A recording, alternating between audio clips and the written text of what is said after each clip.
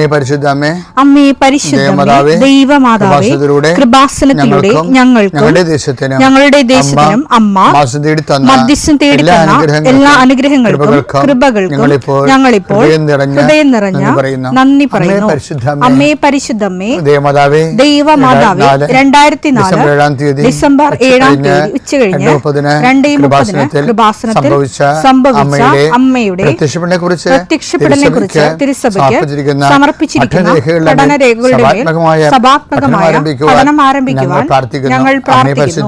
അമ്മേ പരിശുദ്ധമേ, ഭൂസ്വർലോകങ്ങളുടെ രാജ്ഞിയായ അങ്ങേയ്ക്ക് ഭൗമസംരക്ഷണത്തിനായി പ്രപഞ്ചപ്രകൃതിയെ തന്നെ തിരുസഭ പ്രതിഷ്ഠിക്കുവാൻ ഈ പ്രത്യക്ഷീകരണം വഴി ഇടയാക്കണമേ. പരിശുദ്ധമേ, ജപമാല മാതാവേ, സകല കൃപാസനം പ്രാർത്ഥനയോടും ചേർത്ത് ഞങ്ങളിപ്പോൾ പ്രാർത്ഥിക്കുന്ന ഈ കുടുംബത്തിന്റെ പ്രത്യേക നിയോഗം മക്കളെ, അമ്മയുടെ പ്രത്യക്ഷീകരണത്തിന്റെ ഈ അനുഗ്രഹവേളയിൽ ഞങ്ങൾക്ക് സാധിച്ചു തരുവാൻ കനിയണമേ.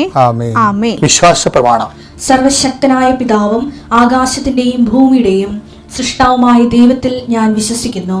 അവിടുത്തെ ഏകപുത്രനും ഞങ്ങളുടെ കർത്താവുമായ ഈശോ മിശിഹായിലും ഞാൻ വിശ്വസിക്കുന്നു.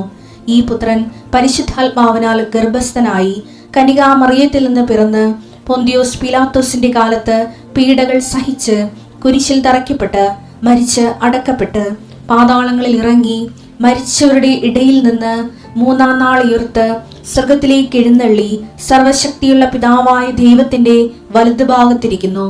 അവിടെ നിന്ന് ജീവിക്കുന്നവരെയും മരിച്ചവരെയും വിധിക്കുവാൻ വരുമെന്നും ഞാൻ വിശ്വസിക്കുന്നു. പരിശുദ്ധാത്മാവിലും ഞാൻ വിശ്വസിക്കുന്നു.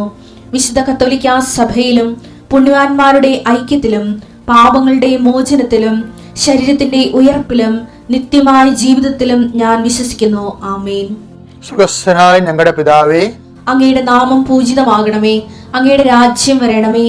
അങ്ങയുടെ തിരുമനസ് സ്വർഗത്തിലെ പോലെ ഭൂമിയിലുമാകണമേ. അന്നു വേണ്ടുന്ന ആഹാരം ഇന്ന് ഞങ്ങൾക്ക് തരണമേ. ഞങ്ങളോട് തെറ്റ് ചെയ്യുന്നവരോട് ഞങ്ങൾ ക്ഷമിക്കുന്നത് പോലെ ഞങ്ങളുടെ തെറ്റുകൾ ഞങ്ങളോടും ക്ഷമിക്കണമേ.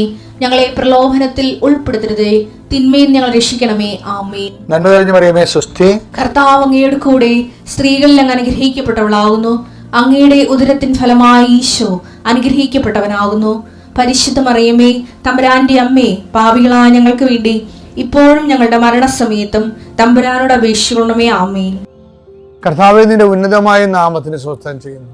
കർത്താവേ, നിന്റെ വിശുദ്ധ പൗരോഹിത്യത്തെ മഹത്വപ്പെടുത്തണമേ. കർത്താവേ, സഭയിലുള്ള സാന്നിധ്യം ദൃഢമാക്കണമേ. 39 വർഷം ഞാൻ അർപ്പിച്ച കൃപാന്റെ യുഗതിയായി കൃപാസ്ഥാന ജീവനോടെ പ്രത്യക്ഷപ്പെട്ട മാതാവിന്റെ മാധ്യസ്ഥയിൽ അത്താറയിൽ നടന്ന 10,000-കണക്കിന് ആരാധന ശക്തിയാൽ മക്കളില്ലാത്തവരെ ഓർത്ത് പ്രാർത്ഥിക്കുന്ന ഈശോയെ, ആശുപത്രി കിടക്കുന്നവരെ ഓർത്ത് പ്രാർത്ഥിക്കുന്നു. ഓരോ ബിസിനസ് ചെയ്തിട്ട് തകർന്നു പോകുന്നവരെ കർത്താവ് ഇന്നെങ്കിലും 10 പൈസ കിട്ടുക ഈശോയെ.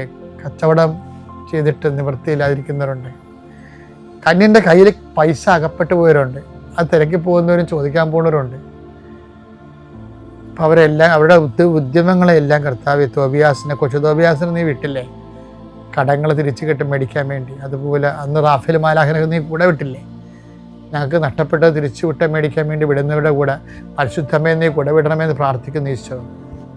കർത്താവേ, ജീവിതമാർഗം മുട്ടിപ്പോയവരുണ്ട്, വീട് സ്ഥലവും ഇല്ലാത്തവരുണ്ട്, വിവാഹം ഒത്തുവരാത്തവരുണ്ട്, മക്കൾ ദുർനടപ്പിൽ പോയിട്ട് വേദനിക്കുന്നവരുണ്ട്.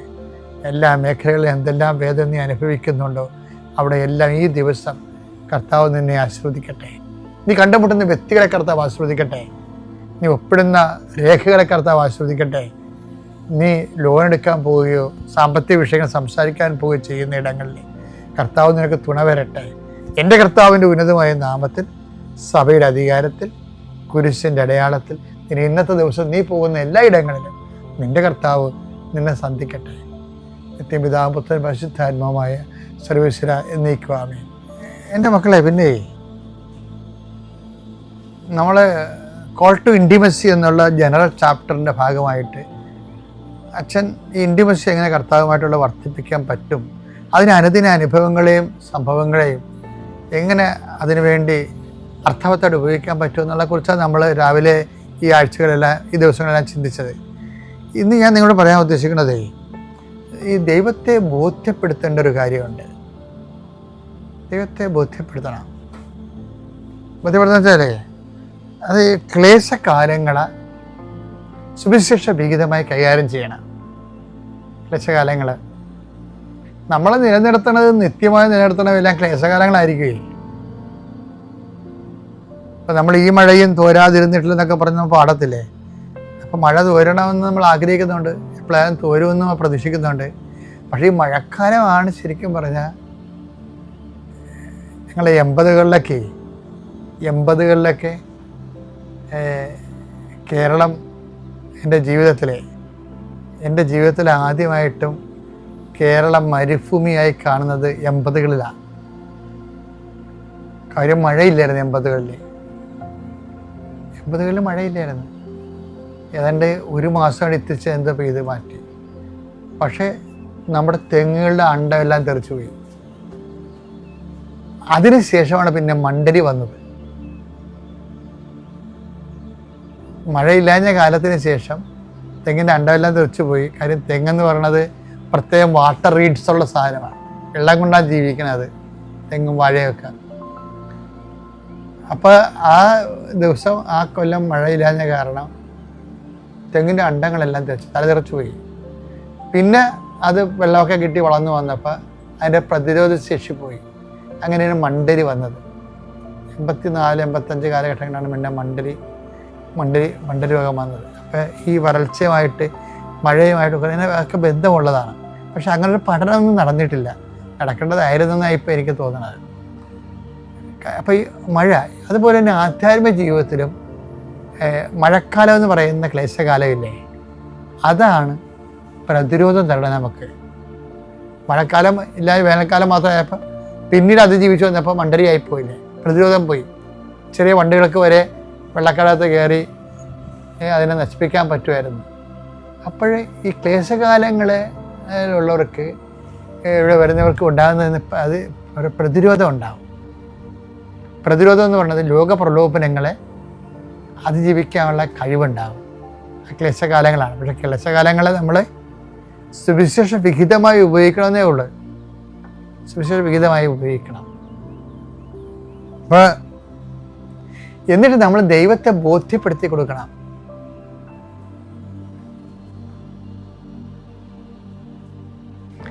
ദൈവത്തെ, അത് ക്ലേശകാലങ്ങളെ നമ്മൾ എങ്ങനെയാണ് ക്ലേശകാലങ്ങളെ എങ്ങനെയാണ് നമ്മൾ ഓഡിറ്റ് ചെയ്തത്, അക്കൗണ്ട് ചെയ്തത്, ക്ലേശകാലങ്ങളിൽ എന്ത് നേട്ടം നമ്മൾ ഉണ്ടാക്കിയെന്നുള്ളത്. ക്ലേശകാലങ്ങളിൽ നേട്ടം മാത്രമേ ഉണ്ടാക്കാൻ പറ്റത്തുള്ളൂ. ആധ്യാത്മിക ജീവിതത്തിൽ ഏറ്റവും വലിയ പ്രശ്നം അതാണ്. ക്ലേശകാലങ്ങളിൽ കോട്ടം ഉണ്ടായിക്കഴിഞ്ഞാൽ അത് ബ്രാൻഡഡ് ആകും. ക്ലേശകാലങ്ങളിൽ നേട്ടമേ ഉണ്ടാക്കാൻ പറ്റും, ആധ്യാത്മിക ജീവിതത്തിൽ നേട്ടമേ ഉണ്ടാക്കാൻ പറ്റത്തുള്ളൂ. അതുകൊണ്ടാണ് ഈശോ പറയണത്, അവൻ തീവ്രവേദനയിൽ മുഴുകി, പക്ഷെ എന്ത് ചെയ്ത്, അവൻ പ്രാർത്ഥന കുറച്ചെന്നല്ല പറയണത്, അവൻ കൂടുതൽ തീക്ഷ്ണമായി പ്രാർത്ഥിച്ചു. ലൂക്ക 22:44 അവൻ തീവ്രവേദനയിൽ മുഴുകി.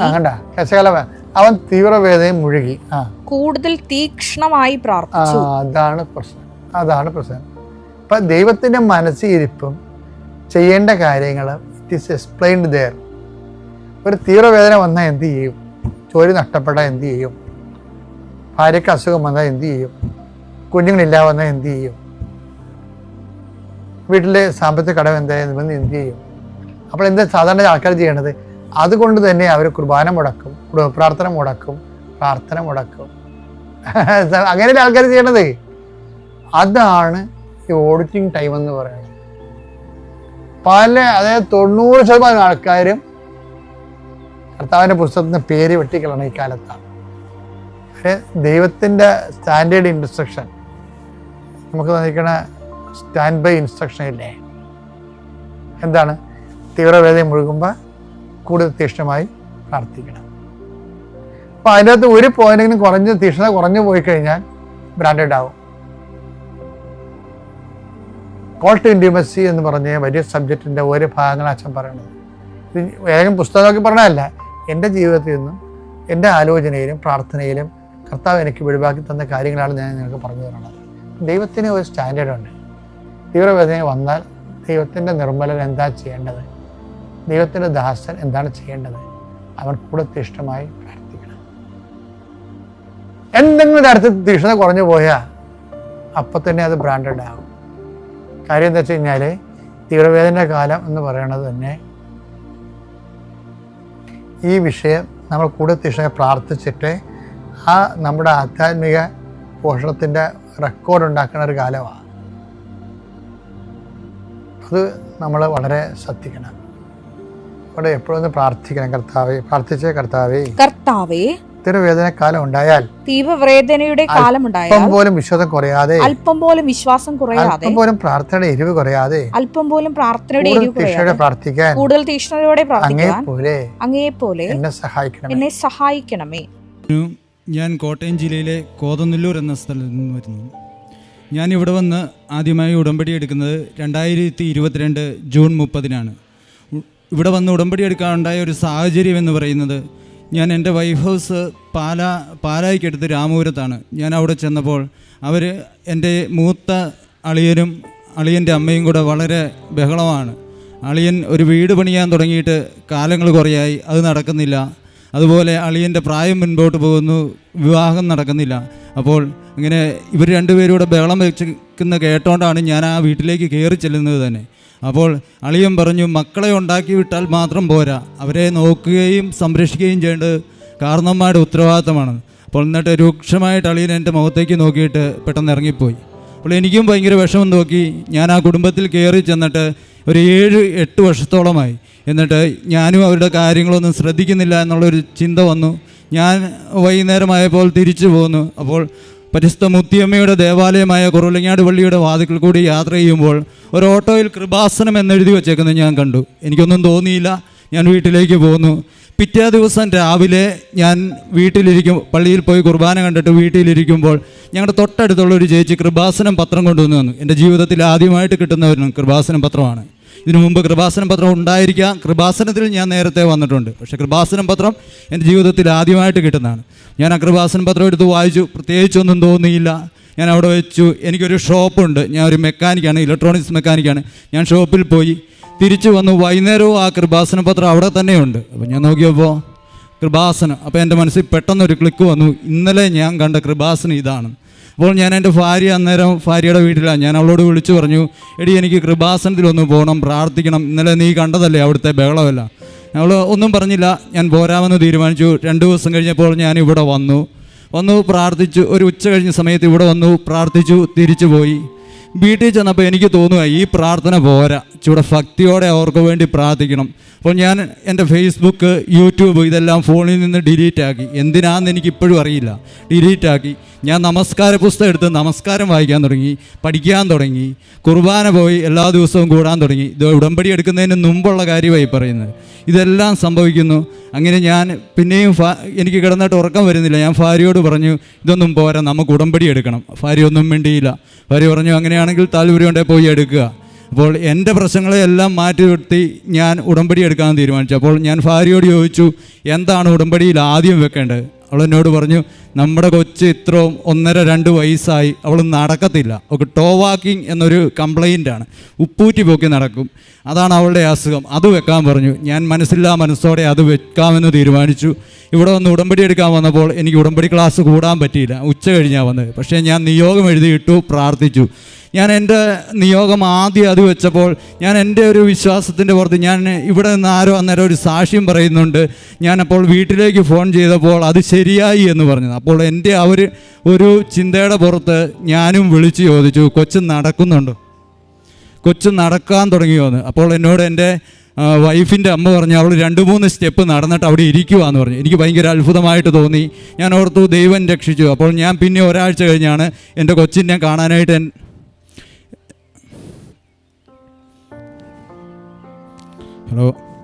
എൻ്റെ വീട്ടിൽ നിന്ന് പോകുന്നത്. അപ്പോൾ ഞാൻ അവിടെ ചെന്നപ്പോൾ കൊച്ചിൻ്റെ പുറകെ അമ്മ ഓടുന്നതാണ് കാണുന്നത്. എനിക്ക് വളരെ അത്ഭുതമായിട്ട് തോന്നി. എനിക്ക് പിടികിട്ടി ദൈവം എൻ്റെ കാര്യത്തിൽ ഇടപെട്ട് തുടങ്ങിയെന്ന്.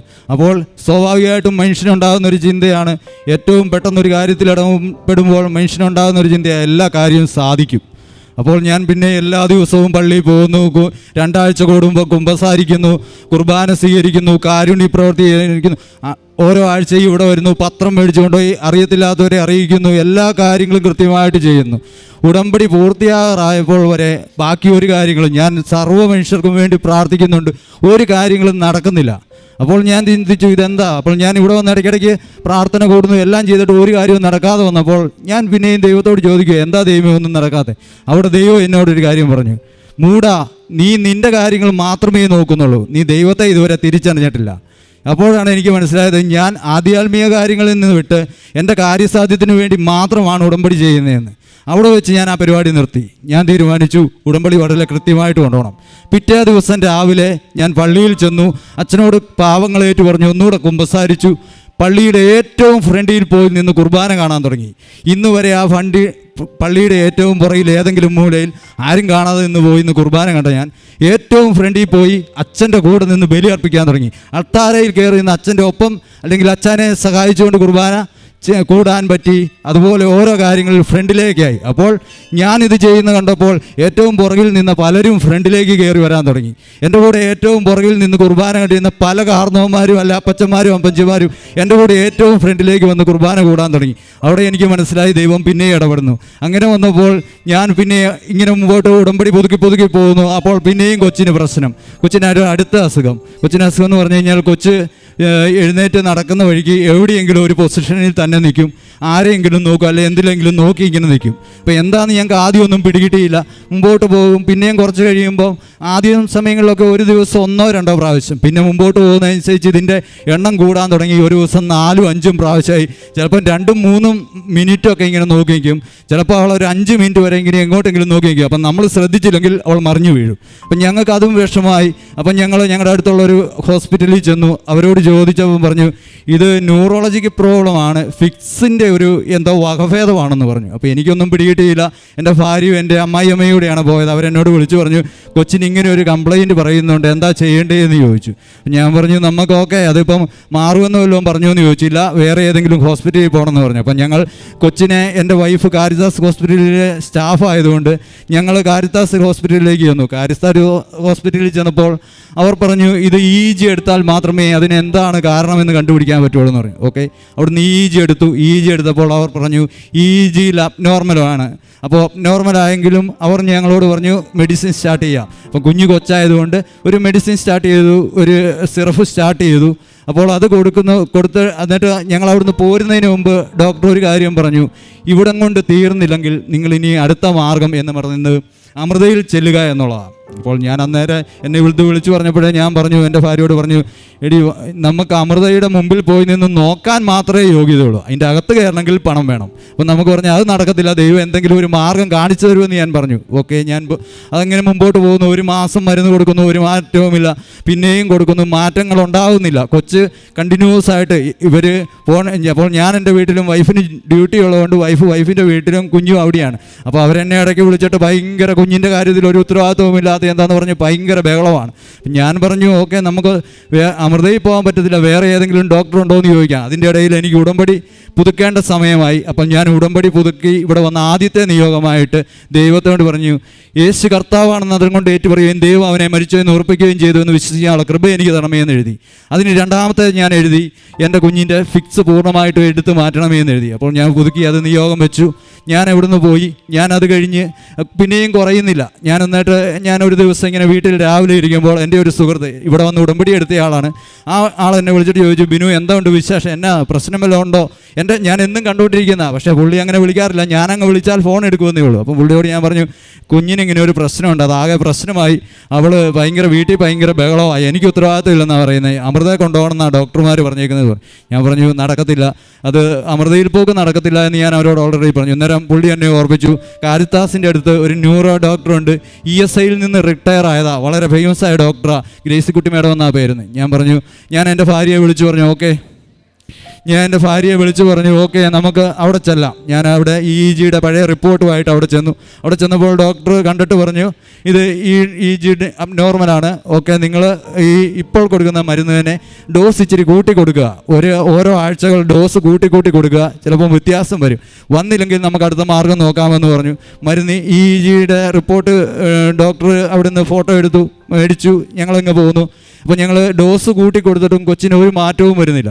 അപ്പോൾ എനിക്ക് ഭയങ്കര വിഷമമായി. ഇത്രയും മരുന്ന് കൊടുത്തിട്ടും കൊച്ചിന്, ഈ ഇച്ചിരി ഇല്ലാത്ത കുഞ്ഞു കൊച്ചിന് ഇത്രയും മരുന്ന് കൊടുത്തിട്ട് മാറ്റം വരുന്നില്ല. അപ്പോൾ ഞാനൊരു ദിവസം സങ്കടത്തോടെ ഇവിടെ വന്നപ്പോൾ എൻ്റെ ഫോണിൽ എൻ്റെ കുഞ്ഞിൻ്റെ ഒരു ഫോട്ടോയുണ്ട്. അപ്പം ഞാൻ അവിടെ നിൽക്കുന്ന മാതാവിൻ്റെ അടുത്ത് ചെന്നിട്ട് മാതാവിനോട് പറഞ്ഞു, കുഞ്ഞെ മാതാവിനൊരു ഉമ്മ കൊടു. അപ്പോൾ ചുമ്മാ എൻ്റെ ഒരു വിശ്വാസത്തിൻ്റെ പുറത്ത് ഒരു ഉമ്മ കൊടുക്കാൻ പറഞ്ഞു. ഞാൻ ഇവിടുന്ന് തിരിച്ചു പോയി. ഞാൻ വീട്ടിൽ ചെന്നപ്പോൾ വിളിച്ചു, എടി കുഞ്ഞ് ഇന്ന് എന്തെങ്കിലും പ്രശ്നം കാണിച്ചോ എന്ന് ചോദിച്ചു. അവർ പറഞ്ഞു, കൊച്ച് പ്രത്യേകിച്ച് ഇന്ന് വീഴുവോ പിറക്കുകയോ ഒന്നും ചെയ്തില്ല എന്ന് പറഞ്ഞു. പിറ്റേ ദിവസവും ഞാൻ വിളിച്ചു ചോദിച്ചു, ഓരോ ദിവസങ്ങൾ വിളിച്ചു ചോദിച്ചു. അപ്പോൾ പിന്നെ ഈ കൊച്ചിന് വേറെ പ്രശ്നങ്ങളൊന്നും അന്ന് മുതൽ കാണിക്കുന്നില്ല. എനിക്ക് മനസ്സിലായി, അവിടെയും മാതാവ് ഇടപെട്ടു. അപ്പോൾ എനിക്ക് ഒരു കാര്യം വ്യക്തമായി, നമ്മൾ ചോദിക്കുന്ന സമയത്തല്ല ദൈവം നമുക്ക് തരുന്നത്. ദൈവം നമുക്ക് എപ്പോൾ ദൈവത്തിൻ്റെ കാര്യങ്ങൾ നടത്തി തരണമെന്ന് ചിന്തിക്കുന്നോ ആ സമയത്ത് നമുക്ക് ചെയ്തു തരുന്നുണ്ട്.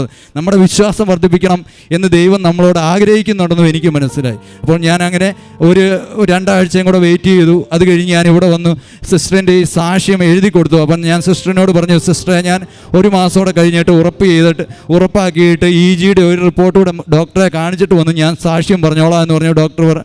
സിസ്റ്റർ പറഞ്ഞു ഓക്കെ. അങ്ങനെ ഞാൻ ഇവിടെ നിന്ന് പിന്നെ ഞാൻ കുഞ്ഞുമായിട്ട് പോയി സ്കാനിങ് സെൻറ്ററിൽ പോയി EEGയുടെ ഇതിന് പോയി. അവിടെ കയറുന്നതിന് മുമ്പ് വെഞ്ചരിച്ച ഉപ്പ് ഞാൻ ആ സ്കാനിങ് സെൻറ്ററിൻ്റെ വാതിക്കലിട്ടു, വിശ്വാസ പ്രമാണം ചൊല്ലി. അപ്പോൾ അവിടെ എൻ്റെ കയ്യിൽ 2-3 പത്രം ഉണ്ടായിരുന്നു. അതെൻ്റെ വണ്ടി 2 വീലറിൽ ഇരുന്നാണെങ്കിൽ പോലും അത് നനഞ്ഞായിരുന്നു. അതിൻ്റെ തലേദിവസം മഴയെന്തോ പെയ്താണ്. അപ്പം ഞാൻ എന്ത് ചെയ്തു, ഇത് ആർക്കും കൊടുക്കാൻ പറ്റത്തില്ല. അപ്പം ഞാൻ നോക്കിയപ്പോൾ നല്ല വെയിൽ. ഞാനത് അവിടെ എല്ലാം നിരത്തി വെച്ച് ഉണക്കി വെച്ച് അവിടെ ഇരുന്നവർക്കെല്ലാം കൊടുത്തു. എൻ്റെ ഈ കാശ് രൂപ ഉണ്ടായിരുന്നു, അത് കൊടുത്തിട്ട് ഞാൻ ആ ഉപ്പ് ഇട്ടവിടുത്ത് ആരോടും ചവിട്ടരുത് എന്ന് പറഞ്ഞു. ഞാൻ അവരോട് പറഞ്ഞു, ഇവിടെ ഞാൻ ഇച്ചിരി വെഞ്ചരിച്ച് ഉപ്പിട്ടേക്കുന്ന ആരും ചവിട്ടരുതെന്ന് പറഞ്ഞു. കാരണം ചവിട്ടുന്ന വഴിയുള്ളൂ, ഇടുങ്ങിയ ഡോറാണ്. അപ്പോൾ ആരും തന്നെ ചവിട്ടിയില്ല. പോയി സ്കാൻ ചെയ്തു, EEG എടുത്തു. റിസൾട്ട് ഞങ്ങൾക്ക് അറിയത്തില്ല. ഭാര്യ നോക്കിയിട്ടും ഭാര്യയ്ക്കും മനസ്സിലാകുന്നില്ല. ഞങ്ങൾ ഡോക്ടറിൻ്റെ അടുത്ത് ചെന്നു. ഡോക്ടർ പറഞ്ഞു, ഇത് എങ്ങനെയിരുന്നോ കൊച്ചിന് അബ്നോർമലായിട്ടിരുന്നോ, ഇത് ഓക്കെയാണ്. ഇനി നിങ്ങൾ മരുന്ന് നിർത്തണ്ട, കുറച്ച് ദിവസം കൂടെ മരുന്ന് കൊടുക്കുക. ഞാൻ അടുത്ത ഒരു EEGയും കൂടെ എടുത്തിട്ട് മാത്രമേ മരുന്ന് നിർത്താവൂ എന്ന് പറഞ്ഞു. അതെനിക്കൊരു വലിയ അത്ഭുതമായിട്ട് തോന്നി. അപ്പോൾ ഞാൻ പിന്നെയും ചിന്തിച്ചു, എനിക്ക് മനസ്സിലായി ദൈവം ഇടപെടുന്നുണ്ടെന്ന്. പിന്നെ ഞാൻ അനേകാര്യങ്ങൾക്ക് വേണ്ടി പ്രാർത്ഥിക്കാൻ തുടങ്ങി. അനേകാര്യങ്ങൾക്ക് വേണ്ടി പ്രാർത്ഥിച്ചെന്ന് പറഞ്ഞു കഴിഞ്ഞാൽ രോഗികളായ എല്ലാവരെയും പ്രാർത്ഥിക്കാൻ തുടങ്ങി. അപ്പം പലരും എന്നോട് ഇങ്ങോട്ട് വിളിച്ച് പറയാൻ തുടങ്ങി, പ്രാർത്ഥിക്കണം ബിനു ഇങ്ങനെയൊക്കെ. ഞാൻ എന്നിട്ട് എവിടെ പത്രം കൊടുക്കാൻ ചെന്നപ്പോൾ നമുക്ക് കിട്ടിയ അനുഭവങ്ങൾ നമ്മൾ പറഞ്ഞാൽ ആൾക്കാർ വിശ്വസിക്കുമെന്ന് എനിക്കറിയാം. ഞാനപ്പോൾ എനിക്ക് കിട്ടിയ അനുഗ്രഹങ്ങളും അനുഭവങ്ങളും പറയാൻ തുടങ്ങിയപ്പോൾ ആൾക്കാരെല്ലാം വിശ്വസിക്കാൻ തുടങ്ങി. അപ്പോൾ ആൾക്കാർ പലരും ഇവിടെ വന്ന് ഉടമ്പടി എടുത്തിട്ടുണ്ട്. എനിക്കറിയാം പലരും എന്നിട്ട് എന്നോട് തന്നെ വിളിച്ചു പറയും, ഞങ്ങൾ പോയി ഉടമ്പടി എടുത്തു കേട്ടോ. എന്നിട്ട് എന്നോട് ഇപ്പോൾ കാണുന്നവർ ആദ്യം ചോദിക്കുന്ന കാര്യം, ഇനി എന്നാ കൃപാസനത്തിൽ പോകുന്നത്, ഞങ്ങൾക്ക് വെഞ്ചരിച്ച സാധനങ്ങൾ മേടിച്ചു വേണം. അപ്പം ഇന്ന് പോകുന്നപ്പം പോലും പലരും പല സാധനങ്ങളും മേടിക്കണമെന്ന് പറഞ്ഞു വിട്ടു. കുറച്ചൊക്കെ മേടിച്ചിട്ടുണ്ട്, ബാക്കി ഓർക്കുന്നവർ മേടിക്കും. അങ്ങനെയായി. അതിൻ്റെ ഇടയിൽ എനിക്കുണ്ടായിരുന്ന 2-3 ദൈവാനുഗ്രഹങ്ങൾ എന്ന് പറഞ്ഞു കഴിഞ്ഞാൽ, ദൈവം തന്ന 2-3 അനുഗ്രഹങ്ങളുണ്ട്. ഒന്ന്, കേരളത്തിൽ ഏതെങ്കിലും ഒരു പള്ളിയിൽ പോയിരുന്ന് 1/2 മണിക്കൂർ ബൈബിൾ വായിക്കാൻ ദൈവം അനുഗ്രഹം തന്നു. ഇത് ദൈവം തന്നെ കാണിച്ചു തന്നൊരു മാർഗ്ഗമാണ്. അതുപോലെ രാവിലെ വെളുപ്പിനെ ഏതെങ്കിലും പള്ളിയുടെ ചുറ്റും നടന്ന് കൊന്ത ചെല്ലുക. അത് ഇന്ന് വരെ ഈ ആൾത്താരയിൽ ആരും പറഞ്ഞതായിട്ട് ഞാൻ കേട്ടിട്ടില്ല ഇതൊന്നും. പക്ഷേ എനിക്ക് ദൈവം എന്നോട് ഇത് ചെയ്യാൻ പറഞ്ഞ് ചെയ്യിച്ച കാര്യങ്ങളാണ്. അതുപോലെ പ്രത്യക്ഷീകരണ പ്രാർത്ഥന, അതൊരു കൊന്ത രൂപത്തിൽ മാതാവ് പറഞ്ഞു തന്നു. കൊന്ത രൂപത്തിൽ എന്ന് പറഞ്ഞു കഴിഞ്ഞാൽ ഒരു രഹസ്യം ചൊല്ലുക, അത് 10 പ്രാവശ്യം ചൊല്ലുക. അതിനുശേഷം വിശ്വാസ പ്രമാണം, സ്വർഗ്ഗസ്നായ പിതാവേ നന്മ പറഞ്ഞു, ഇങ്ങനെ എല്ലാ 5 രഹസ്യങ്ങളും ചൊല്ലിയിട്ട് അതൊരു 50 പ്രാവശ്യം അതൊരു കൊന്തയാക്കി മാതാവ് പറഞ്ഞു. ഇതൊന്നും ഞാൻ എൻ്റെ കഴിവുകൊണ്ട് നേടിയെടുത്തതല്ല, ഇത് ദൈവം ഓരോ സമയത്തും ഓരോ കാലത്തും എന്നോട് ചെയ്യുക. കാരണം എന്നെ തന്നെ വിശദീകരിക്കാൻ വേണ്ടി പറഞ്ഞു തന്ന. ഇത്രയൊക്കെ പറഞ്ഞപ്പോൾ ഞാൻ ദൈവത്തോട് പറഞ്ഞു, ദൈവമേ നീ പറയുന്നതെല്ലാം ഞാൻ ചെയ്യുന്നുണ്ട്. അപ്പോൾ എൻ്റെ വിശ്വാസം കണ്ടിട്ട് ഒരാളെങ്കിലും വിശ്വാസത്തിലേക്ക് വരണമെന്ന് ഞാൻ തീർത്തും ദൈവത്തോട് പറഞ്ഞു. അവിടെ മുതൽ ഞാൻ പള്ളിയിൽ കണ്ടു, പുറകിൽ നിന്ന് കുർബാന ചെന്ന ചെല്ലിയ പലരും ഫ്രണ്ടിൽ വന്ന് നിന്ന് കുർബാന കൂടുന്നത് കണ്ടപ്പോൾ എനിക്ക് മനസ്സിലായി ദൈവം ഇടപെടുന്നുണ്ട്, ദൈവം അവരിലെല്ലാം അനുഗ്രഹം ചൊല്ലുന്നു. അപ്പോൾ ഒരു കാര്യം പറയാൻ പറഞ്ഞുപോയി. ഏറ്റവും ആദ്യം ഞാൻ ഉടമ്പടി എടുത്തു എന്നറിയിച്ചത് ഞങ്ങളുടെ അച്ഛനെയാണ്. ഞങ്ങളുടെ പള്ളിയിലെ അച്ഛനോട് ഞാൻ ആദ്യം ചെന്ന് പറഞ്ഞു, അച്ഛാ ഞാൻ ഉടമ്പടി എടുത്തു. അപ്പോൾ അച്ഛൻ പറഞ്ഞു, നല്ല കാര്യം, നിന്നിലൂടെ പലരും ഉടമ്പടിയിലേക്ക് വരട്ടെ എന്ന് അച്ഛൻ്റെ ഒരു അനുഗ്രഹം ബ്ലെസ്സിങ് ഉണ്ടായിരുന്നു. അപ്പോൾ ഞാൻ അതുപോലെ പത്രം കൊടുക്കാൻ ചെല്ലുന്ന വീട്ടിലല്ല, ആദ്യം പറയും പ്രാർത്ഥിക്കണം, ഞാൻ ഉടമ്പടി എടുത്തിട്ടുണ്ട്, നിങ്ങളും പോയി എടുക്കണം. ചില പത്രമൊക്കെ കൊടുക്കാൻ പോകുമ്പോൾ വളരെ മോശമായിട്ട് ആൾക്കാർ സംസാരിച്ചിട്ടുണ്ട്. ചിലർ ഉടമ്പടി നമ്മൾ കൊടുക്കുന്ന ഭാഷണം പത്രം മേടിച്ച് ചുരുട്ടി എറിഞ്ഞിട്ടുണ്ട്. മേലാൽ എൻ്റെ വീടിൻ്റെ വാതിക്കലേക്ക് വന്നേക്കരുത്, പട്ടീനെ അഴിച്ചു വിടുമെന്ന് വരെ പറഞ്ഞവരുണ്ട്. അങ്ങനെയെല്ലാം സംഭവിച്ചിട്ടുണ്ട്. പക്ഷേ അതിൻ്റെ കൂട്ടത്തിൽ തന്നെ മുട്ടയിൽ നിന്ന് കൃപാസനം പത്രം മേടിച്ചവരുമുണ്ട്. മാലാക കൊണ്ടുവന്ന് വിട്ടവരാണോ എന്ന് പോലും ചോദിച്ചിട്ടുണ്ട് പത്രം കൊണ്ടുവന്നപ്പോൾ. അങ്ങനെയൊക്കെ ഒത്തിരി അനുഗ്രഹം പെട്ടിട്ടുണ്ട്. അതുപോലെ ഞങ്ങൾ എല്ലാ മാസം, അപ്പോൾ ഇതെല്ലാം കഴിഞ്ഞപ്പോൾ 4 പേര് എൻ്റെ കൂടെ ഉടമ്പടി ഒരുമിച്ച് ഞങ്ങൾ 4 പേരായി. ഈ 4 പേർ ഒരുമിച്ച് ഞങ്ങൾ ഓരോ അനാഥ മന്ദിരത്തിൽ ഭക്ഷണം കൊടുക്കും. ആ അനാഥ മന്ദിരത്തിൽ ഭക്ഷണം കൊടുക്കുന്ന അന്ന് തന്നെ ഞങ്ങൾ ഞങ്ങളുടെ അടുത്തുള്ള ദേവാലയത്തിൽ ആ അനാഥ മന്ദിരത്തിന് വേണ്ടി കുർബാനയായിരിക്കും. അതുപോലെ എല്ലാ മാസവും ഞങ്ങൾ ഏതെങ്കിലും ഗവൺമെൻറ് ഹോസ്പിറ്റലിൽ പോകും. അവിടെ പോകുമ്പോൾ ഞങ്ങൾ പ്രത്യക്ഷീകരണ പ്രാർത്ഥന, വിശ്വാസ പ്രമാണം ഇതെല്ലാം ഓൾറെഡി ഞങ്ങൾ പേപ്പറെ പ്രിൻ്റ് ചെയ്ത് മേടിച്ചിട്ടുണ്ട്. ഞങ്ങൾ വെഞ്ചരിച്ച ഉപ്പ് കൊടുക്കും, കാശ് രൂപം കൊടുക്കും, തേൻ കൊടുക്കും. ഞങ്ങൾ ഈ 2 പേര് ഒരുമിച്ച് അല്ലെങ്കിൽ 3 പേരൊരുമിച്ച് ഈ ഹോസ്പിറ്റലിൽ പോകാൻ ഒരു കാരണമുണ്ട്. അപ്പം ഞങ്ങൾ 3 പേരോ 4 പേരോ ഒരുമിച്ച് പോയാൽ അത്രമാത്രം രോഗികളെ നമുക്ക് കാണാം. അവരുടെ സങ്കടങ്ങളെല്ലാം നമ്മൾ പറയുമ്പോൾ, അപ്പോൾ നമ്മൾ അവരോട് ഓരോ കാര്യങ്ങൾ പറയുമ്പോൾ അവരുടെ കണ്ണിൽ നിന്ന് വരുന്ന കണ്ണുനീര് കാണുമ്പോൾ നമുക്ക് അതിൽ കൂടുതൽ പ്രശ്നമാണ്. അപ്പം ഞങ്ങൾ പോകുമ്പോൾ ഉടമ്പടി തൈലമായിട്ട് പോകും. ഏത് രോഗിയോടും ൻ്റെയും തലയിൽ കൈവച്ച് പ്രാർത്ഥിച്ചിട്ട് ചിലപ്പോഴൊക്കെ ഈ നല്ല ഭയങ്കരമായിട്ട് കരയുന്ന രോഗിയുടെ തലയിൽ ഒരു ഉമ്മയൊക്കെ കൊടുക്കുമ്പോൾ അവർക്കുണ്ടാകുന്ന സന്തോഷം എന്ന് പറഞ്ഞാൽ വളരെ വലുതാണ്. നമ്മൾ അന്നേരം ആ സമയത്ത് കരഞ്ഞു പോകും. ഇവരുടെ ഈ ഉമ്മയൊക്കെ കൊടുക്കുമ്പോൾ അവർക്ക് നമുക്ക് തന്നെ പിടികിട്ടും. ആ രോഗി പെട്ടെന്ന് ആശ്വാസം കിട്ടുന്ന പോലെ തോന്നും. അപ്പോൾ നമ്മളോട് അവർ പറയും ഇനിയും വരണം, അല്ലെങ്കിൽ നമ്പർ തരെ തന്നിട്ടുള്ള രോഗികളുണ്ട്, പ്രാർത്ഥിക്കണം, ഞങ്ങൾ വിളിക്കാമെന്ന് നമ്പർ പറഞ്ഞ് തന്നിട്ടുള്ള രോഗികളുണ്ട്. അപ്പോൾ ഇത്രയൊക്കെ അനുഗ്രഹങ്ങൾ തന്നു. അതുപോലെ എനിക്കുണ്ടായിരുന്ന 2 പ്രശ്നമാണ് ഓവർ ടെൻഷൻ. എല്ലാ കാര്യത്തിലും ഓവർ ടെൻഷനായിരുന്നു. ഓവർ ടെൻഷൻ എന്ന് പറഞ്ഞു കഴിഞ്ഞാൽ ഒരു ചെറിയ നിസ്സാര കാര്യം മതി, പിന്നെ അന്നത്തെ ദിവസം എനിക്ക് ഭയങ്കര പ്രശ്നമാണ്. എന്ന് വെച്ചാൽ പ്രഷറോ അങ്ങനെയുള്ള കാര്യങ്ങളൊന്നും കൂടത്തില്ല, എങ്കിൽ പോലും ഭയങ്കര ടെൻഷനാണ്. അതുപോലെ ഒരു ദിവസം ഞാൻ ഉറങ്ങുന്നത് ചിലപ്പോൾ 2-3 മണിക്കൂറായിരിക്കും. ബാക്കി സമയം കട്ടിലെ ചുമ്മാ ഇങ്ങനെ കിടക്കും.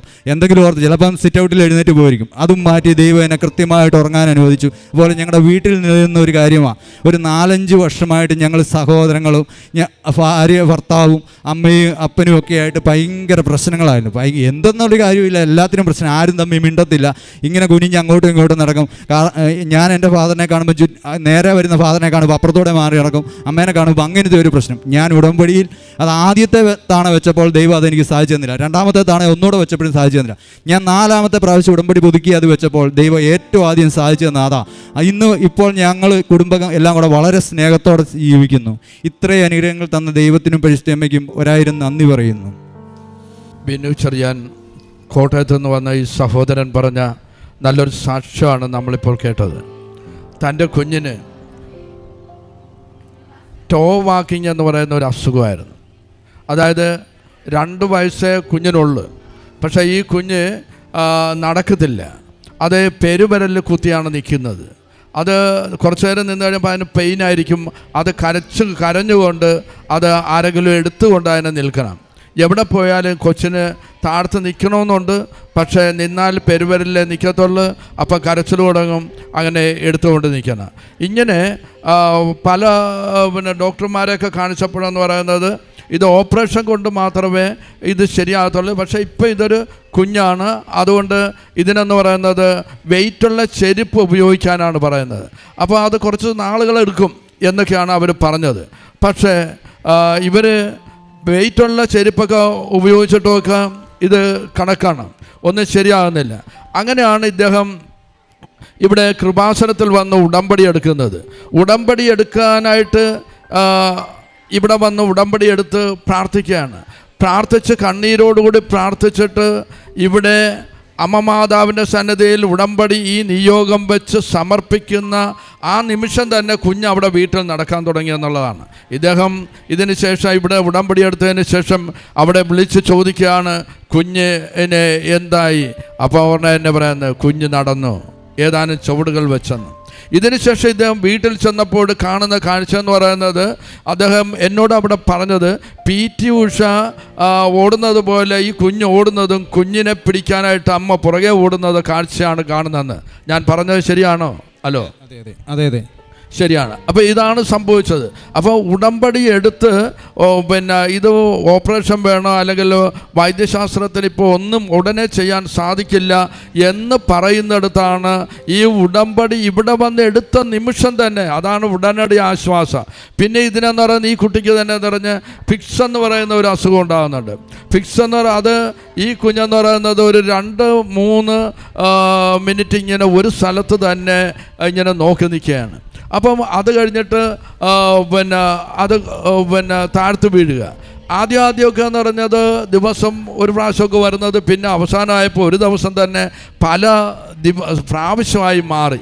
അപ്പോഴെന്ന് പറയുന്നത് ഈ കുഞ്ഞിനെന്ന് പറഞ്ഞാൽ അവർ ഡോക്ടറിനെ കാരിത്താസിൽ കാണിച്ച് അവർ EEG എടുത്ത് തലയുടെ സ്കാൻ എടുത്ത് എന്നിട്ട് പറഞ്ഞ് ഇത് തലയിലെ ബ്രെയിനിൽ ചെറിയ പ്രശ്നങ്ങളുണ്ട്, അതുകൊണ്ട് പറ്റിയ സ്ഥലമെന്ന് പറയുന്നത് അമൃതയാണ് ഹോസ്പിറ്റലാണെന്ന് പറയും. അങ്ങനെ അവർ വളരെ വിഷമിച്ച്, അപ്പോൾ ഇതിനൊരു നല്ലൊരു സാമ്പത്തികം ആകും എന്നുള്ളതാണ് അറിഞ്ഞത്. അദ്ദേഹത്തിന് അത് താങ്ങാനാവാത്ത പ്രശ്നമായതുകൊണ്ട് വളരെ വിഷമിച്ച് വീട്ടിൽ പോയി. അങ്ങനെ പ്രാർത്ഥിച്ചുകൊണ്ടിരിക്കുമ്പോഴാണ് ഒരു സുഹൃത്ത് പറഞ്ഞ്, ഈ കാരിത്താസിൻ്റെ അടുത്ത് തന്നെ റിട്ടയർ ചെയ്തൊരു പഴയൊരു ഡോക്ടറുണ്ട്, അദ്ദേഹം നല്ല ഇതാണ്, ഇതിനെക്കുറിച്ച് നല്ല അഭിപ്രായം, ചികിത്സ കിട്ടുന്നതാണ്, അദ്ദേഹത്തിൻ്റെ ഒപ്പീനിയൻ തേടാൻ പറഞ്ഞ് അവിടെ ചെന്ന് കഴിഞ്ഞപ്പോഴും അദ്ദേഹം EEGയുടെ സ്കാനിങ് ഒക്കെ നോക്കി. എന്നിട്ട് അദ്ദേഹം ഏതാനും മരുന്നുകൾ കുറിച്ച് കൊടുത്ത് ഇത് കുറച്ച് ദിവസം കഴിക്കാൻ പറഞ്ഞു. പക്ഷേ ഈ മരുന്ന് കഴിച്ചിട്ടും കുറവില്ല എന്നാണ് ഇദ്ദേഹം പറഞ്ഞത്. അങ്ങനെയാണ് വീണ്ടും ഉടമ്പടി പുതുക്കാനായിട്ട് ഇവിടെ വരികയും അമ്മ മാതാവിനോട് കണ്ണീരോടുകൂടി ഇദ്ദേഹം പ്രാർത്ഥിക്കുകയാണ്, ഈ കുഞ്ഞിൻ്റെ അസുഖം അമ്മ എടുത്തു മാറ്റണം എന്ന് പറയുകയാണ്. പിന്നീട് ആ പുതുക്കി കഴിഞ്ഞ് പിന്നീട് പോയി കഴിഞ്ഞപ്പോൾ ഈ കുഞ്ഞിന് ഈ ഫിക്സ് എന്ന് പറയുന്ന അസുഖം പിന്നീട് ഇതുവരെ ഉണ്ടായിട്ടില്ല എന്നാണ് അദ്ദേഹം ഇവിടെ പറഞ്ഞത്. നോക്കണേ, ഉടമ്പടി എടുത്തു കഴിയുമ്പോൾ ഉടനടിയാണ് ആശ്വാസം. ഈ സഹോദരൻ ഉടമ്പടി എടുക്കാൻ വരുന്നതിന് തൊട്ട് മുമ്പ് തന്നെ ഈ കൃപാസനത്തിൻ്റെ വാതിക്കൽ കൂടി ഒന്ന് കടന്നുപോയി. അപ്പോൾ ഈ കൃപാസനത്തിൻ്റെ വാതിക്കൽ കൂടി കടന്നുപോയ ആ നിമിഷം തന്നെ അന്ന് തൊട്ട് അദ്ദേഹത്തിൻ്റെ ജീവിതത്തിൽ ചില മാറ്റങ്ങൾ വരികയാണ്. ഉടമ്പടി എടുത്തിട്ടില്ലാത്ത വ്യക്തി ഉടമ്പടിയിലുള്ള ആദ്യത്തെ 6 കാര്യങ്ങളിൽ പലതും അദ്ദേഹം അന്ന് പാലിക്കാൻ തുടങ്ങി. അദ്ദേഹത്തിന് അറിയില്ല, അത് ദൈവം ചെയ്യിക്കുന്നതാണ്. അത് ശരിക്കും വിശദീകരിക്കാൻ തുടങ്ങി. അത് കഴിഞ്ഞ് പ്രാർത്ഥനയിൽ, വചനത്തിൽ, ഇങ്ങനെയൊക്കെയുള്ള കാര്യങ്ങളിലൊക്കെ അദ്ദേഹം വ്യാപൃതനായി. പിന്നെ ഉടമ്പടി എടുത്ത് പുതുക്കി കഴിയുമ്പോൾ അതിനുശേഷം എന്ന് പറയുന്നത് ഇപ്പോൾ എല്ലാ ദിവസവും അദ്ദേഹം അരമണിക്കൂർ ബൈബിൾ വായിക്കുന്നു, കാരുണ്യപ്രവൃത്തികൾ ചെയ്യുന്നു, ഓരോ കാര്യങ്ങളും അദ്ദേഹം ക്ലിയറായിട്ട് ചെയ്യുന്നു. അതുകൊണ്ടാണ് ഉടമ്പടി എന്ന് പറയുന്നത് ഒരു ചൊല്ലുന്ന പ്രാർത്ഥനയല്ല. അതെന്ന് പറയുന്നത് എന്താണ്? അത് പാലിക്കേണ്ട, അനുഷ്ഠിക്കേണ്ട പ്രാർത്ഥനയാണ്. അത് യാക്കോബിൻ്റെ 3-ാം അധ്യായം 2-ാം അധ്യായത്തിൽ 17-ാം തിരുവചനത്തിൽ പറയുന്നത്, അതായത് പ്രവൃത്തി കൂടാതെയുള്ള വിശ്വാസം നിന്നിൽ തന്നെ നിർജീവമാണെന്നാണ് പറയുന്നത്. അതുകൊണ്ട് പ്രവൃത്തിയും പ്രാർത്ഥനയും അതാണ് ഇവിടെ. അദ്ദേഹം ആത്മാർത്ഥമായി ഉടമ്പടിയെടുത്ത് പ്രാർത്ഥിച്ചു കഴിഞ്ഞപ്പോൾ ഇത് അദ്ദേഹത്തിൻ്റെ കഴിവ് കൊണ്ടല്ല, വൈദ്യശാസ്ത്രത്തിൻ്റെ കഴിവ് കൊണ്ടല്ല, ഒന്നും കൊണ്ടല്ല, പിന്നെ എന്താണ്? ദൈവത്തിൻ്റെ കരുണയും കാരുണ്യമാണ്. അതാണ് not by merit but by grace. അതായത് എഫേസുസിൻ്റെ 2:8 പറയുന്നത്, വിശ്വാസം വഴി കൃപയാലാണ് നിങ്ങൾ രക്ഷിക്കപ്പെട്ടത്, അത് നിങ്ങൾ നേടിയെടുത്തതല്ല, ദൈവത്തിൻ്റെ ദാനമാണ്. ഈ മകന് കിട്ടിയ, എൻ്റെ കുഞ്ഞിന് കിട്ടിയ ഈ വലിയ അനുഗ്രഹങ്ങൾക്ക് നമുക്ക് ശക്തമായ ഭാഷയിൽ കൈയടിച്ചുകൊണ്ട് അമ്മ മാതാവിനെ, ഈശോയെ ഒന്ന് മഹത്വപ്പെടുത്താം.